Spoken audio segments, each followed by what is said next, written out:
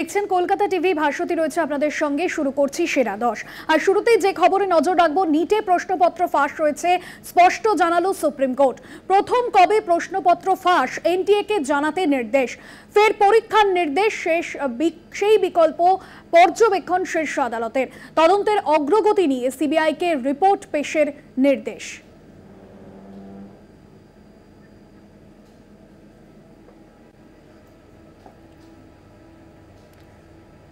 উপাচার্য বাছাইয়ে অবসরপ্রাপ্ত বিচারপতির নেতৃত্বে সার্চ কমিটি গঠনের নির্দেশ দিয়েছিল সুপ্রিম কোর্ট এবং প্রত্যেকটি বিশ্ববিদ্যালয়ের জন্য 3 জনের নাম দেবে এই কমিটি। মুখ্যমন্ত্রীর সুপারিশে নিয়োগ করবেন আচার্য, এমনটাই নির্দেশ ছিল শীর্ষ আদালতের। ফের গণতন্ত্রের জয় পোস্ট শিক্ষামন্ত্রী।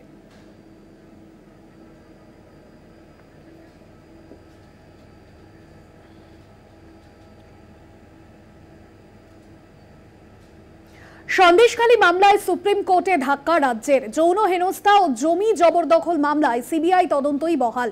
সিবিআই তদন্তে স্থগিতাদেশ চেয়ে সুপ্রিম কোর্টে যায় রাজ্য। রাজ্যের আবেদন খারিজ সুপ্রিম কোর্টে। শেখ শাহজাহানকে কেন বাঁচাতে চাইছে রাজ্য, পাল্টা প্রশ্নের মুখে রাজ্য। সন্দেশখালীর রেশন দুর্নীতি সহ 43টি মামলায় সিবিআই তদন্ত।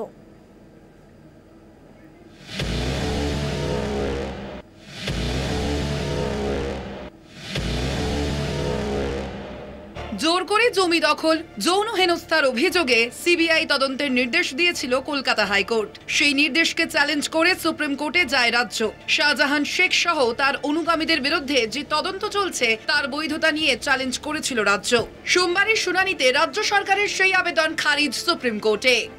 29শে এপ্রিল লোকসভা ভোটের মধ্যেই মামলার শুনানি হয় সুপ্রিম কোর্টে। রাজ্যকে গুরুত্বপূর্ণ কিছু তথ্য এবং নথি জমা দিতে বলে শীর্ষ আদালত। 2 সপ্তাহের সময় চেয়েছিল রাজ্য। আর্জি মেনে 3 মাস মামলার শুনানি পিছিয়ে দেয় সুপ্রিম কোর্ট। সোমবার 8ই জুলাই ফের সেই মামলার শুনানি হয়। সন্দেশখালী কাণ্ডে তদন্ত চালাবে সিবিআই, নির্দেশ সুপ্রিম কোর্টের। ব্যক্তিবিশেষের স্বার্থ রক্ষার জন্য রাজ্য কেন সুপ্রিম কোর্টে? 29শে এপ্রিলের শুনানিতে প্রশ্ন তুলেছিলেন বিচারপতি বি.আর. গাভাই। সোমবার সুপ্রিম কোর্টের বিচারপতি গাভাই এবং বিচারপতি কে.ভি. বিশ্বনাথনের ডিভিশন বেঞ্চ রাজ্যের উদ্দেশ্যে প্রশ্ন করেন। সুপ্রিম কোর্টের প্রশ্নের মুখে রাজ্য। কেন রাজ্য সরকার সন্দেশখালী কাণ্ডে আলাদা করে আগ্রহ দেখাচ্ছে? শেখ শাহজাহানকে কেন বাঁচাতে চাইছে রাজ্য সরকার? কয়েক মাসে কেন কোনো পদক্ষেপ করেনি রাজ্য সরকার? এর আগেও হাইকোর্টের প্রশ্ন ওঠে, কেন শাহজাহানকে বাঁচানোর চেষ্টা করছে রাজ্য? সুপ্রিম কোর্টেও ফের একই প্রশ্নের মুখে পড়ল রাজ্য সরকার।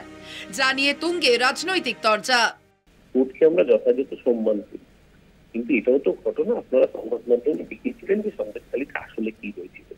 বিজেপির মন্ডল 2 নম্বর সভাপতি, সন্দেশখালী মন্ডল 2 এর সভাপতি, তিনি ভাইরাল ভিডিও দেখা গিয়েছিলেন যে প্রকাশ্যে বলছেন যে আমরা ভেতরের থেকে যেটা করতে পারি বাইরে থেকে শুভেন্দু সেটা করিয়ে দিল। কি ক্যাপাসিটি দাদা! তৃণমূল কংগ্রেসের একটা নিজস্ব ধারাবাহিকতা আছে, ধারাবাহিকতা বজায় রেখে যারা প্রতিবার সুপ্রিম কোর্টে যায় নিজেদের অপরাধ থেকে মুখ লোকাতে, কেন্দ্রীয় তদন্তকারী সংস্থার তদন্ত বন্ধ করতে, চোরেদের বাঁচাতে, ডাকাতদের বাঁচাতে। সন্দেশখালীর ঘটনা গোটা দেশের মানুষ জেনেছে আপনাদের মাধ্যমে। প্রকৃত ঘটনাটাকে আড়াল করার জন্য তৃণমূল বিজেপি উভয় পক্ষ মানুষকে ভুল বোঝানোর চেষ্টা করছিল। সন্দেশখালীতে রেশন দুর্নীতি মামলার তদন্তে গিয়ে আক্রান্ত হন ইডি আধিকারিকরা।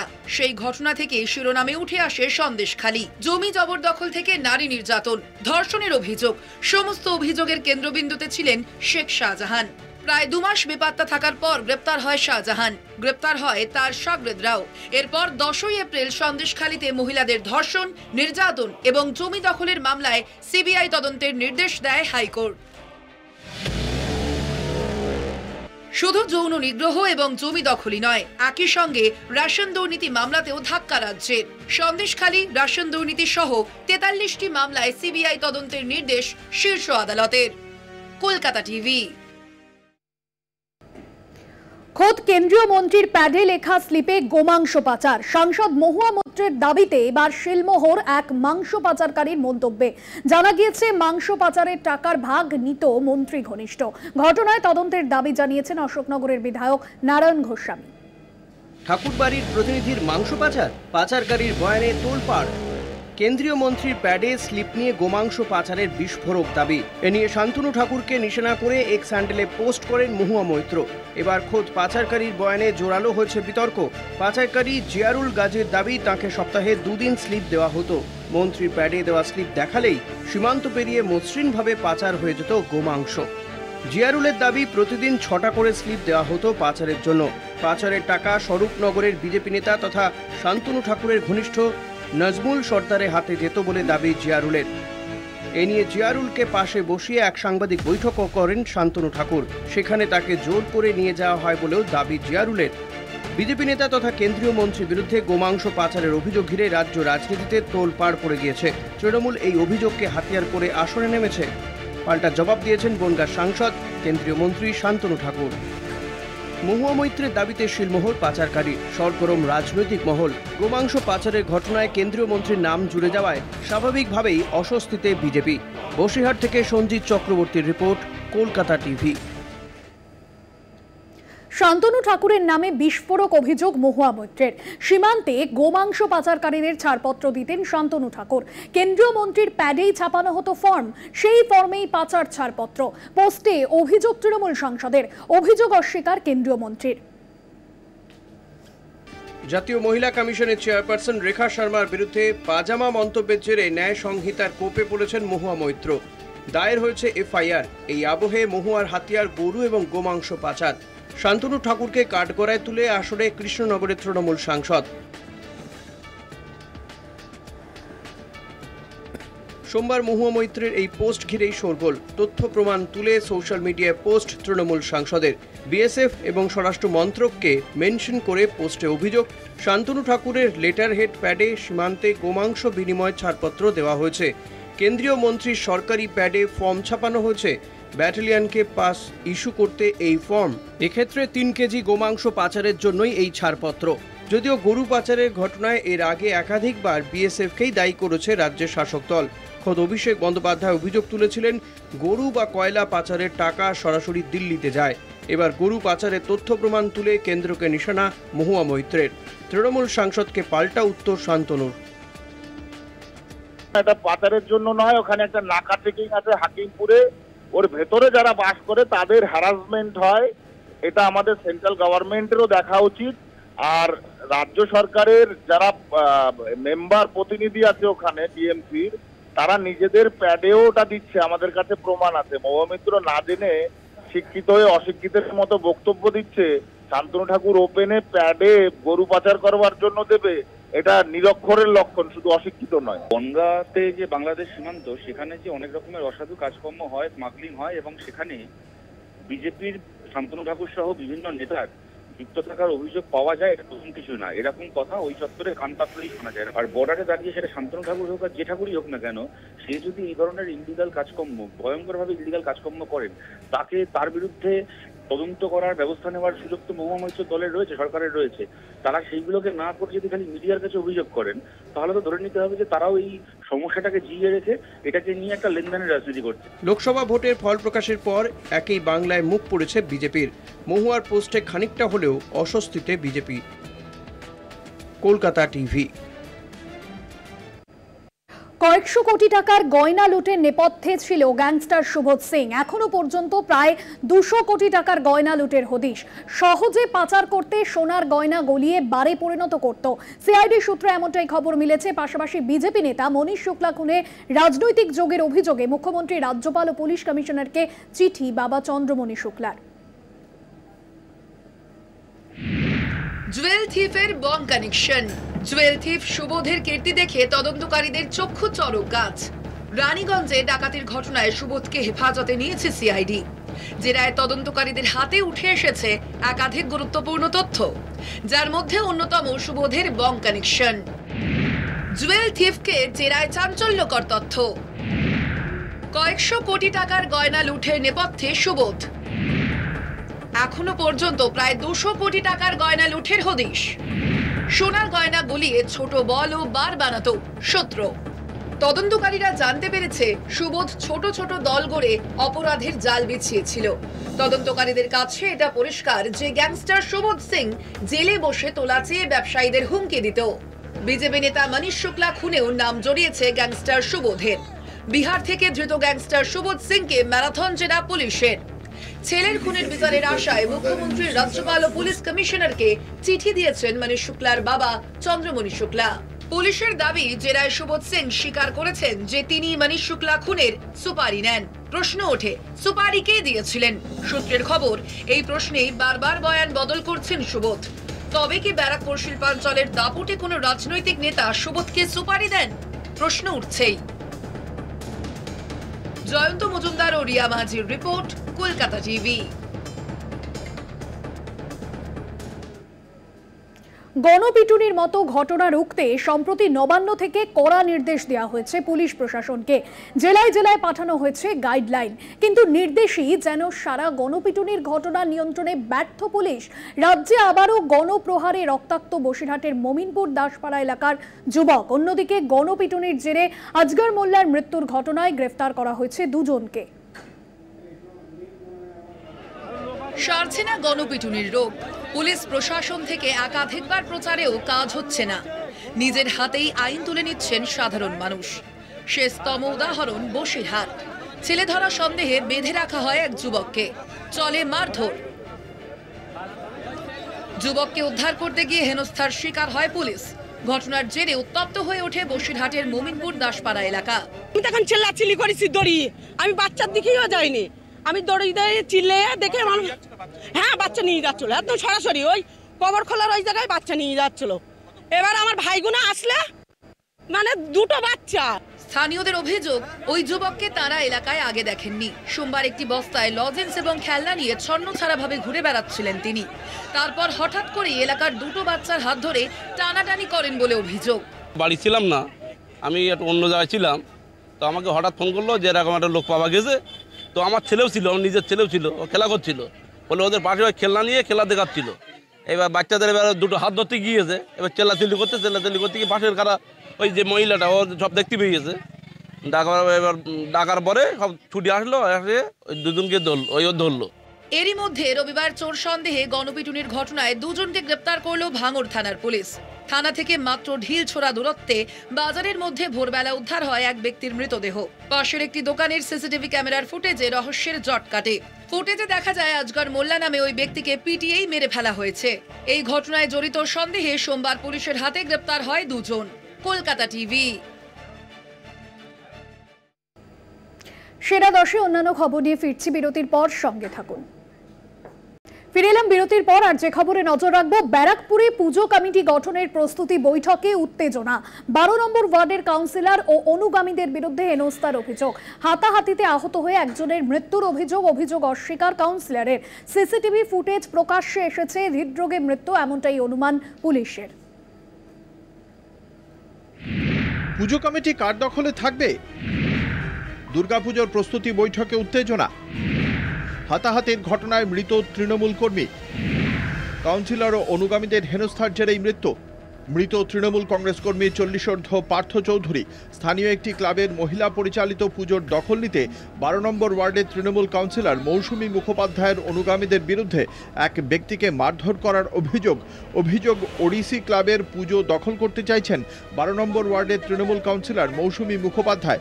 রবিবার ক্লাবের পুজো কমিটির মিটিংয়ে 12 নম্বর ওয়ার্ডের কাউন্সিলর মৌসুমী মুখোপাধ্যায় পুজো কমিটির সম্পাদিকা হবেন বলে দাবি করেন, যা মানতে চাননি আগের পুজো কমিটির সদস্যরা।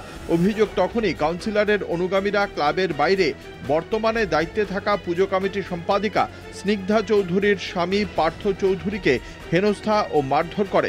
ঘটনাস্থলেই অসুস্থ হয়ে পড়েন পার্থ চৌধুরী। পরে হাসপাতালে নিয়ে গেলে ওই ব্যক্তিকে মৃত বলে ঘোষণা করে চিকিৎসকরা।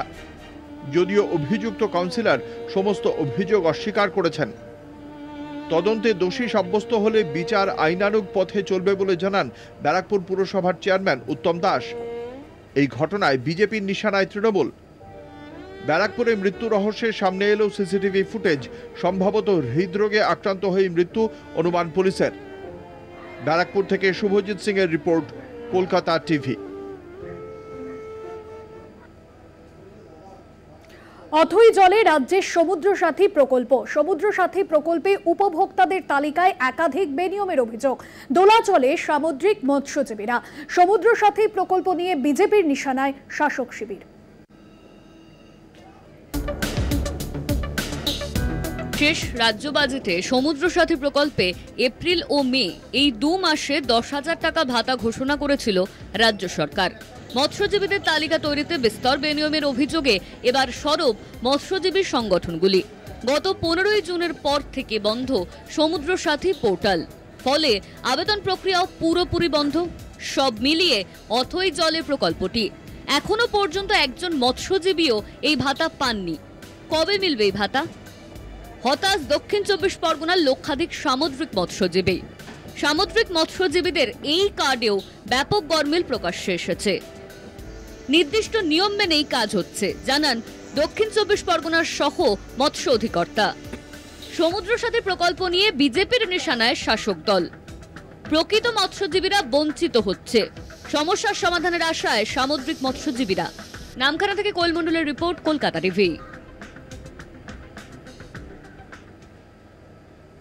আর এবার যে খবরে নজর রাখবো, কল্যাণী থেকে এক বালককে অপহরণের চেষ্টার অভিযোগ। 12 বছরের বালককে অপহরণের চেষ্টার অভিযোগ। পুলিশের গাড়ি দেখে চম্পট অপহরণকারীরা। কে বা কারা এই অপহরণের সঙ্গে যুক্ত, সেই গোটা ঘটনার তদন্ত শুরু করেছে পুলিশ। কল্যাণীতে এক বালককে অপহরণের চেষ্টার অভিযোগ। সুবল মজুমদার প্রতিনিধি রয়েছেন ফোন লাইনে। সুবল, কি জানা যাচ্ছে? পুলিশের গাড়ি দেখে চম্পট দেয় অপহরণকারীরা। এখনো পর্যন্ত কোনো পরিচয় জানা গিয়েছে তাদের? কি জানতে পারছো পুলিশ সূত্রে?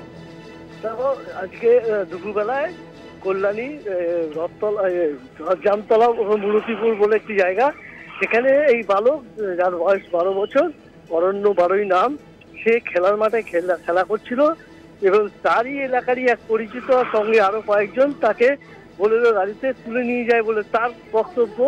এবং এই গাড়িটি যখন 12 নম্বর জাতীয় সড়ক ধরে চাকদার দিকে যাচ্ছিল, তখন বিরোহীর কাছে পুলিশের একটি টহল ভ্যান দেখে তারা ওই বাচ্চাটিকে, ওই বালকটিকে সেখানে নামিয়ে দেয় এবং সেখান থেকে চম্পট দেয় বলে বালকটি জানিয়েছে। এবং তার কান্নাকাটি শুনে এলাকার কিছু যারা টোটো চালক, রিক্সা চালক এবং স্থানীয় মানুষ তাকে উদ্ধার করে। খবর দেওয়া হয় হরিণঘাটা থানার মোহনপুর ফাঁড়িতে। পুলিশ এসে তাকে উদ্ধার করে নিয়ে যায় এবং সে যেটা জানিয়েছে যে সে যে তাকে তুলে নিয়ে গেছে বা নিয়ে গেছে তার নাম জানে না, কিন্তু সে ওই বালকের পরিবার কিছু অভিযোগ দায়ের করেছে। কি বলছে তারা? দেখো, কিছুক্ষণ আগেই তো এই ঘটনা ঘটেছে এবং বিষয়টিকে ইতিমধ্যেই মোহনপুর থানার পুলিশ নিয়ে গিয়েছে এবং তারা তল্লাশি করে দেখছে যে কারা কি, এবং তার বাড়ির সঙ্গে যোগাযোগ করার চেষ্টা করছে এবং যোগাযোগ হয়তো হয়েও গেছে এতক্ষণে। এবং কি কারণ, কেনই বা এই বালকটিকে তারা তুলে নিয়ে গেল, কি তাদের উদ্দেশ্য ছিল, সবটাই জানার চেষ্টা করছে হরিণঘাটা থানার পুলিশ। এবং এই ঘটনার পর কিন্তু স্বভাবতই ওই এলাকায় একটা চাঞ্চল্য সৃষ্টি হয়েছে এবং অনেকেই বলছে যে এমনিতেই এখন একটা গুজব ছড়াচ্ছে বা বিভিন্নভাবে গুজব চলছে, তার মধ্যে এরকম একটা খবর হওয়ায় ইতিমধ্যেই এলাকার মানুষ একটু চাঞ্চল্য হয়ে রয়েছে এবং আতঙ্কে আছে। একদমই, ধন্যবাদ সুবল।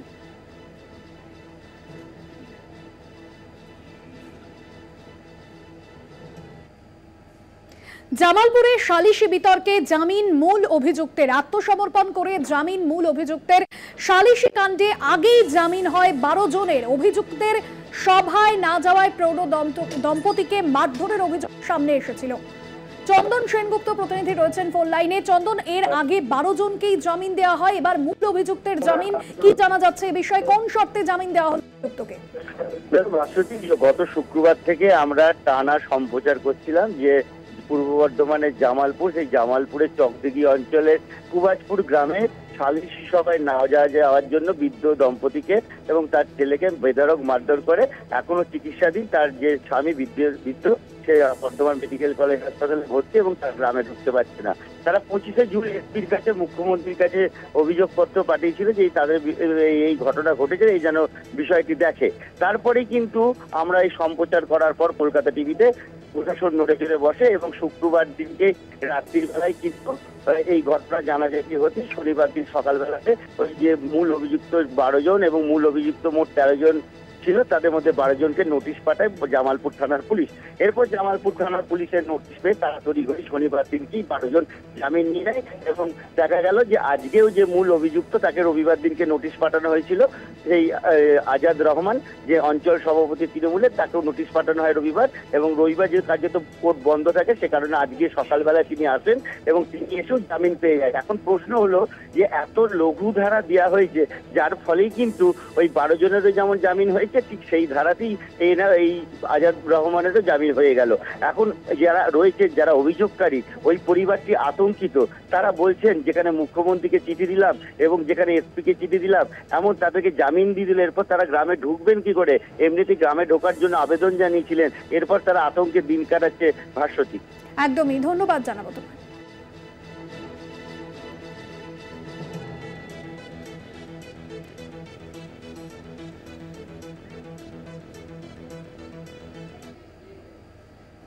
আর এবার যে খবরে নজর রাখবো, একটানা বৃষ্টিতে নেপালে মৃত্যু, 47 জনের মৃত্যু হয়েছে। গত এক মাস ধরেই বজ্র বিদ্যুৎ সহ ভারী বৃষ্টি, বন্যা ও ভূমিধসের জেরে বিপর্যস্ত পরিস্থিতি, ক্ষতিগ্রস্ত জনজীবন, প্রাণহানি অন্তত 47।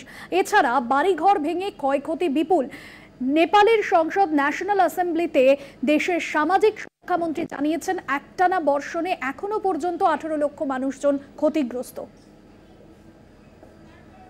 জুন থেকে সেপ্টেম্বর নেপালে বর্ষাকাল, ফলে গত প্রায় এক মাস ধরেই একটানা বর্ষণে ক্লান্ত নেপাল। কোথাও বজ্র বিদ্যুৎ সহ বৃষ্টি, কোথাও ভূমিধস, কোথাও আবার বন্যা পরিস্থিতি। এক মাসেরও কম সময়ে অন্তত 47 জনের মৃত্যু হয়েছে। সংসদে পরিস্থিতি নিয়ে উদ্বেগ প্রকাশ করে দেশের সামাজিক সুরক্ষা মন্ত্রী জানিয়েছেন, অন্তত 46টি বাড়ি ধ্বংস হয়ে গেছে।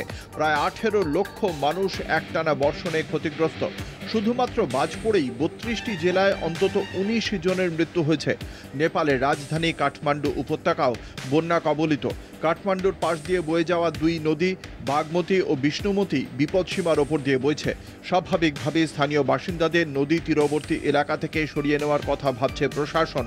চলতি বছরে দক্ষিণ এশিয়ায় লা নিনার আশঙ্কার কথা বলেছিলেন আবহবিদরা। লা নিনায় স্বাভাবিকের থেকে অনেক বেশি বৃষ্টিপাতের আশঙ্কা থাকে, ফলে তার প্রভাবেই এই পরিস্থিতি বলে মনে করছে ওয়াকিবহাল মহল। কলকাতা টিভি। সেরা 10 আজ এ পর্যন্তই। দেখতে থাকুন কলকাতা টিভি রাত দিন 7।